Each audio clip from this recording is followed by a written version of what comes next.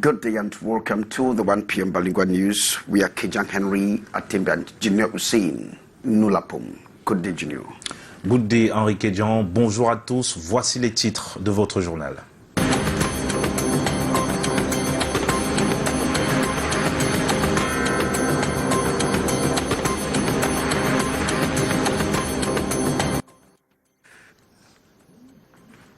Henri Kejang, à vous les titres.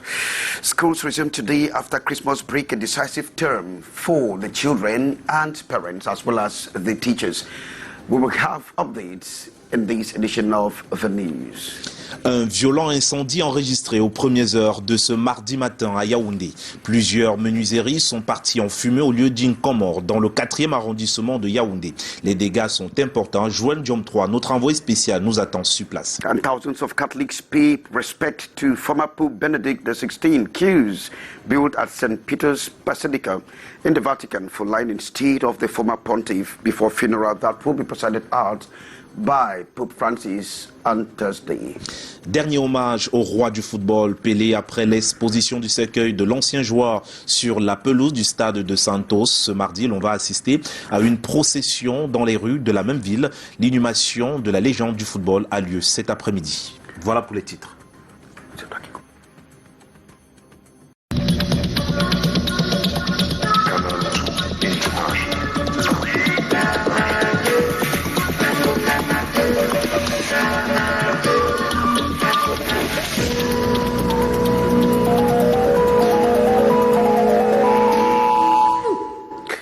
Thanks and welcome back. We are Kejang Henry, Atimbe and Junior Hussein Nulapum. Hook up with us on our Facebook page as, of course, with our YouTube handle. Junior, we flag off the news with you and we are moving to the schools as they flank the doors open for the second and most decisive term on the academic calendar. Exactement. Après les fêtes de place aux études, ce mardi 3 janvier 2023 est jour de reprise des classes pour le compte du deuxième trimestre. Ils sont nombreux, ces élèves qui ont répondu présent à l'appel ce jour. Des absences également observées dans certains établissements de la ville de Yaoundé. C'est le contact de nos reporters, le constat de nos reporters Karel Mezachachoya et Bertrand Tassé qui ont sillonné justement 3 établissements. Nous les retrouvons à l'instant même au point de chute. Karel, bon après-midi. Vous confirmez que la reprise des classes est effective? Bon après-midi. En effet, le train de la reprise des classes en ce qui concerne le deuxième trimestre de l'année scolaire 2022-2023 est effectivement sur les rails depuis ce matin du mardi 3 janvier 2023. Les élèves ont donc renoué avec leurs cahiers. Ils ont repris le chemin de l'école dans les 3 établissements scolaires que nous avons sillonnés aux premières heures de cette matinée. Eh bien, la rentrée est effective, notamment à l'école publique d'Etoudi où le directeur, lors du rassemblement, a interpellé les élèves, leur a conseillé justement de se concentrer sur leurs études. Après les fêtes, est venu maintenant le moment de se concentrer sur les études. Notons que le deuxième trimestre est le plus court, le plus important et donc ils ont besoin de concentration pour mener à bien ce trimestre afin d'avoir des résultats positifs au terme de celui-ci. Nous sommes présentement dans l'un des établissements dans lesquels nous avons marqué un temps d'arrêt ce matin. Nous allons justement tendre la parole à l'un des responsables d'établissement. Question de prendre avec lui le pouls de la rentrée scolaire ou alors du deuxième trimestre tout simplement dans cet établissement scolaire. Alors, Innocent Léonard Nyangwa, bonjour. Bonjour madame. Alors, la rentrée a bel et bien repris ce matin. Est-ce que les élèves ont répondu présent? Est-ce qu'ils sont tous là? Est-ce que c'est parti? C'est bien parti pour l'année scolaire. Vous savez, c'est le dernier virage. On ne joue pas au deuxième trimestre. Ceux qui aiment bien travailler, qui se mettent au travail, puis sinon le dernier peut devenir le premier. Et le premier le dernier. Donc nous disons à tous les enfants d'être là à temps, d'être assidus. Tout va marcher. La magie, c'est le travail. D'accord. Notons que c'est le trimestre le plus court avec de nombreuses dates de fériés. À quoi est-ce que vont s'atteler les enseignants pour permettre aux enfants justement de mesurer l'ampleur de l'importance de ce virage? Oui, c'est le dernier virage, comme je disais tout à l'heure. C'est le trimestre le plus court. Vous savez, c'est pas évident. Mais nous essaierons de faire tout ce qui est notre possibilité, qu'il soit enjambé. En tout cas, merci pour ces précisions. La rentrée est bel et bien effective, en tout cas s'agissant du deuxième trimestre. Depuis un établissement scolaire privé de la place de Yaoundé, je suis Karel Mezatiatioya face à la caméra de Bertrand Tassé pour le 13h. Et on en parlait en titre, il y a un moment, un violent incendie s'est déclaré aux premières heures de cette matinée du 3 janvier 2023 dans un parc à bois abritant plusieurs menuiseries au quartier Nkomo dans le 4e arrondissement de Yaoundé. Les dégâts sont énormes. En ce moment même, les sapeurs-pompiers appuyés par des riverains continuent de combattre les flammes. Retrouvons sur le lieu du sinistre nos reporters Joël Ndiom 3 et Michel Foucault pour tenter d'en savoir un peu plus sur cet incendie. Eh bien, au moment où vous nous retrouvez ici au quartier Nkomo, dans ce chaudron, c'est beaucoup de tristesse qui anime les tenanciers de ces menuiseries parties en fumée, mais aussi du parc à bois. Eh bien, nous avons pu mettre la main sur l'un d'entre eux qui a pu trouver l'énergie pour pouvoir nous répondre. Bonjour monsieur. Bonjour. Nous vous sentons affectés. Alors dites-nous, comment est-ce que vous avez été au courant de cet incendie? C'est vers 4 heures de ce matin que mon collègue m'a appelé. Il m'a fait comprendre que Como a pris feu. Directement, je n'ai pas retardé. J'ai pris mon véhicule et je suis arrivé sur les lieux. Vraiment, c'était une désolation totale. Désolation totale. Vous voyez vraiment de gauche à droite, les pertes sont vraiment énormes. On ne peut pas estimer. Regardez seulement les machines qui sont derrière vous là, sans compter le bois qui est un peu en haut là. Les pertes sont vraiment énormes. Moi qui vous parle là, je suis victime, je ne sais même pas par où commencer. Vous savez que ça c'est le début d'année où on prête l'argent un peu partout dans les banques, dans les réunions. On venait juste de charger les dépôts durant les fêtes. Enfin, on a cru qu'après les fêtes, on pouvait relancer notre économie, mais nous sommes vraiment perdus. Alors, dites-nous, sur ces décombres, sur cet endroit où nous sommes placés, on avait à peu près combien de menuiseries? Il y avait en moyenne 8 menuiseries ici. Chaque menuiserie embauche au moins 10 personnes. Alors, vous pouvez le constater, de la tristesse, de la désolation. Au lendemain des fêtes de fin d'année, ils pensaient relancer leur activité, mais voilà, cet incendie, mangeur de bois, ravageur, en a décidé autrement. Voilà, Joël Ndiom 3, Michel Foucault, Canal 2 International. Et nous poursuivons cette fois-ci avec vous, Henri Kébian. Welcome back. A blistering fire has reduced a wood depot in Yaoundé to causing enormous material and financial damage. Desolation as the victims say they have lost hundreds of millions. Let us move over to Nkomo, neighborhood in Yaoundé, to meet Hysen Chow, who is standing by at the wood depot. Hello, Hysen.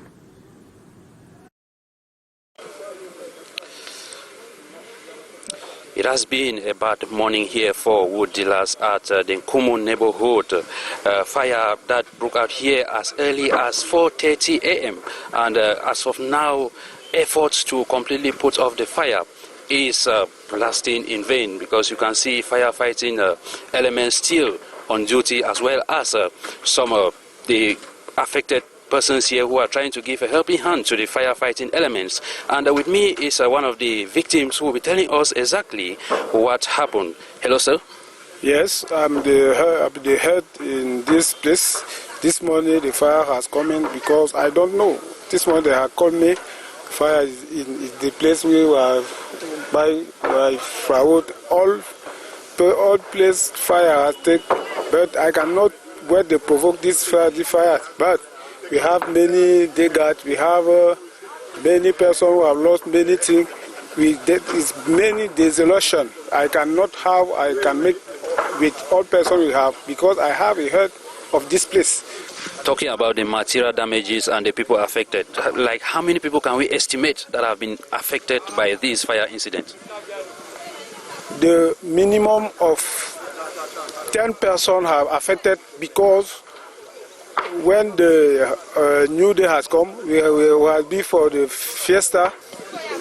Thank you very much. And as we can see, heavy machines greatly affected us, and the wood that has been consumed here is just unmeasurable at the moment. And the firefighting brigade, as we earlier mentioned, are trying everything possible to put out the flames, and the updates on the exact material damages will be made known later.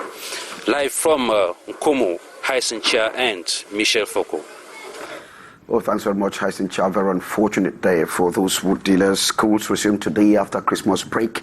A decisive term on the academic calendar punctuated with too many extracurricular activities. Once more, Hyacinth says, but then there is already foot dragging in the following report. After the festive moment, the school bell is ringing, calling on learners and teachers for the second term of the academic year. This little girl is already in the school mood, as the mother confirms that all is set for tomorrow, Tuesday, 3rd January kickoff. Everything is fine, everything is ready. She's already well planted for the school tomorrow. Then we are ready. There's no aspect of prolonging the feast. She must go to school, then she's ready. And I, myself, I'm too ready to bring her to school tomorrow. Non, ils sont déjà prêts. Though many cry out that they have been financially drained by the feast, they are doing everything possible for the children to be back in school on the first day. But some students are still swimming in the feast. Je ne suis pas encore prête à même. Tu es encore dans la mouvance de la fête? Tellement même, 3 jours de hier, sommeil. Tu n'es pas sûr d'aller au football? Non, je suis sûre, mais peut-être que je ne sais pas sûr de composer, c'est ça le problème. J'ai étudié, papa. Je n'ai pas étudié. J'étais seulement dans les fêtes. And her friend, though psychologically prepared for school resumption, casts doubt as she is still stuck at this traveling agency in Yaoundé at 5 p.m. this Monday. Je suis prête, mais je n'ai pas encore la voiture pour rentrer. Je ne sais pas si elle va arriver au village pour aller à l'école demain. Others say they have dedicated this night for the transformation of the children's look and some parental advice ahead of back to school. Well, thanks very much, Hyacinthia, for that. We wish these children good luck. Do you know, say? Eh bien, nous poursuivons ce 13h avec les médailles, du moins c'est du côté de Ngaroundéré. Cette fois-ci, la cour d'honneur du 5e secteur militaire terrestre a vu 189 militaires promus au grade supérieur. Eringele nous en parle. Ils écrasent les preneurs d'otages. Eh bien, toutes nos excuses pour la qualité de cet élément. On va donc rester dans le même domaine, cette fois-ci dans la localité de Garoua, moisson abondante pour les forces de défense de la 3e région militaire interarmée. Plusieurs militaires de la garnison de Garoua sont récompensés pour leur ardeur au travail. Aimé Catherine Moukori pour le récit et Aïssa Toubouba. Jour de gloire pour ces hommes en service dans la région du Nord. La nation reconnaissante pour le travail bien fait. Au cours de cette cérémonie déroulée dans le respect de la tradition militaire, les éléments de force de défense promus au grade supérieur reçoivent leurs nouvelles épaulettes. Vraiment, c'est un sentiment de fierté que j'éprouve en cette journée où je suis promu au grade supérieur, celui d'adjudant-chef-major. Ça prouve la confiance que la hiérarchie m'a donnée, une fois de plus, dont je vais travailler et montrer mon abnégation au travail. Dans un décor de grand jour, la place des fêtes de Garoua a fait le plein d'eux à l'occasion de cette cérémonie à laquelle participent collègues, membres de famille et autres invités. Aux nouveaux promus, il est recommandé de redoubler d'ardeur pour mériter d'autres marques d'attention. Un sentiment de grande joie aujourd'hui pour moi d'être promu au grade de lieutenant-colonel. Je demande à mes éléments d'être comme moi, je suis leur exemple, et donc suivre mon exemple afin qu'ils puissent aussi accéder un jour à ce grade d'officier supérieur. Les réjouissances se sont poursuivies dans les familles. La nouvelle année démarre joyeusement pour ces éléments de forces de défense de sécurité. Henri Kedjan, nous poursuivons ce journal avec vous. Thanks, welcome back. We move over to the northwest region where the people of that part of the country have been praying for peace to return in their region after 6 years of conflict. And as they had followed the end of year's address from the president, they hope that peace will finally return in 2023. Details with Ambo Gladys Diban Curls from Annie Collins. Hanging on the most elevated platform at the Bamenda House station, it was at his new official residence that the Northwest Governor received other dignitaries to jointly watch and later comment on the head of state's end-of-year message on December 31. Number one priority for the Northwest region is peace. He dwelled more on security issues, thanking the American government for the indictment of some of the terrorists in their country and asking other countries elsewhere to emulate the exemplary of the United States of America. Regional and municipal institutions are thirsty for local development.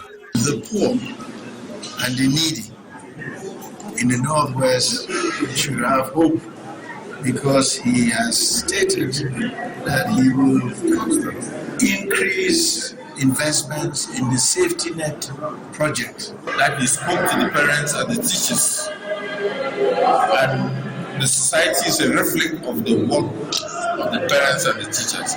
So he encouraged them this year to do better, because the formation of the inside is what is important. If the inside is good, the outside, the outward performance will be better. Moments of national feelings like these should be inclusive, reason for others to leave the bushes.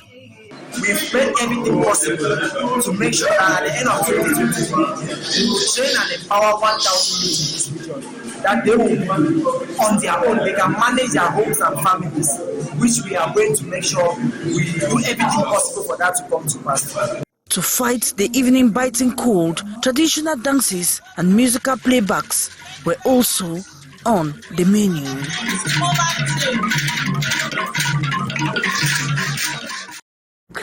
Thanks very much, Ambo Gladys and Annie Collins. Cameroon remains resilient in its fight against climate change. In his end-of-year address to the nation, the president actually focused more on that, as we are hearing from you, Beatrice Ngamo. What are the stock of carbon emissions from our forest, agriculture, land use and energy sectors in 2 agroecological zones of the country? We are talking of 2 million gigatons of CO2 that is in our forests and in the soil in those 2 agroecological zones. This against the backdrop that our soils, our waters, our forests provide a lot of services in sequestrating carbon, avoiding or preventing carbon. The cost associated to these services is still unaccounted for. The energy sector evaluation shows that transport is one of the greatest emitting sector. Combining what the forest is sequestrating with this gives Cameroon a positive balance. We are talking of not less than 70 billion that can enter the state coffers. And that is why we need to have do it for the other zones. The content of the inventory report of greenhouse gas emissions from 2010 to 2018 made public in Yaoundé by the National Climate Change Observatory. Studies on other sectors still pending. The evaluation of the impact of climate change of 4 regions of the country was also presented. It is within the context of the Paris Climate Agreement, encouraging countries to make money from climate change fight by reducing greenhouse gas emissions through the atmosphere and to sequester carbon through sustainable forest management. And the National Order of Opticians has waged a war against illegal opticians who are causing a lot of damage in that particular sector. Recently, they were out on an aggressive move to track down these illegal opticians, as Mardi reports. Every day, several eyes are being damaged because of untrained persons who pass for opticians. 1 million de personnes. 1 million people are sick of eye-related diseases in Cameroon, which could have been avoided, but because of wrong prescription of lenses, they got blind. And that's why we keep pressing to weed out quacks. If not, 5 million people risk going blind. In the littoral, 47 optical shops have been identified for closure. In Cameroon's economic city, the rising number of quacks in this sector is disturbing. This has pushed the National Order of Opticians to wage a war against those practicing in illegality. On the field, 5 optical shops at Marché Congo have been shut down for operating in illegality. It's a profession that has strict regulations and guided by law. There are 3 principles here. The first, a certificate. Second, registration number. And the third, authorization to function. If the 3 things are not respected, then you're functioning in illegality. The repressive fees by the Ministry of Public Health in collaboration with the National Order of Opticians is aimed at cleansing and restoring order in the sector. The campaign will be constant, so we completely weed out those functioning illegality. Despite a bad image, some still stand tall in the profession. I am inviting all those who are functioning illegality to go grab a certificate and also work in respect of a well-defined status by the National Order of Opticians. According to experts, the repressive phase, which kicked off in the city of Douala a few days back, will continue in order to guarantee the health of Cameroonians. Thanks, Mardi. Welcome back, Junior Hussein. Et c'est en sport, c'est note sur Vincent Aboubakar, classé 15e meilleur buteur dans le monde, selon bien sûr la IFFHS, l'attaquant camerounais. Et nous poursuivons en sport Henri Kedja. Eh bien, des milliers de Brésiliens se sont réunis hier lundi au stade de la Villa Belmiro du Santos FC pour une veillée funèbre de 24 heures en hommage à Pelé. Le cercueil de la légende du football a été installé au milieu de la pelouse pour ce dernier honneur du public. Eh bien, cette veillée funèbre qui dure 24 heures et sera suivi donc, qui a duré 24 heures, sera suivi ce mardi 3 janvier 2023 d'une procession dans les rues de Santos, ville située à 75 km au sud-est de Sao Paulo. L'enterrement aura lieu ensuite en seule présence de la famille de Pelé. En tout cas, l'enterrement, c'est ce jour. Nous y reviendrons, Henri Kedja. Thousands of Catholics are paying respect to former Pope Benedict XVI. Queues built at the St. Peter's Basilica in the Vatican for lying in state of the former pontiff before the funeral comes on Thursday to be presided at by the successor Pope Francis. Pope Benedict XVI died on New Year's Eve at the age of 95 years. And UN Secretary General Antonio Guterres has said the world needs peace more than ever before. In his 2023 New Year message, the UN chief scribe said that hundreds of millions of people were on the move fleeing from wars, hungers, droughts, and poverty. Mr. Guterres' peace message talks of dialogue and reconciliation to end conflict around the world. That brings us to the end of this news. We've been Kejang Henry Atimbi and Junior Hussein Nulapom. We thank you for your attention. Goodbye. Goodbye, Henri Kedjan. Merci à tous et à très bientôt.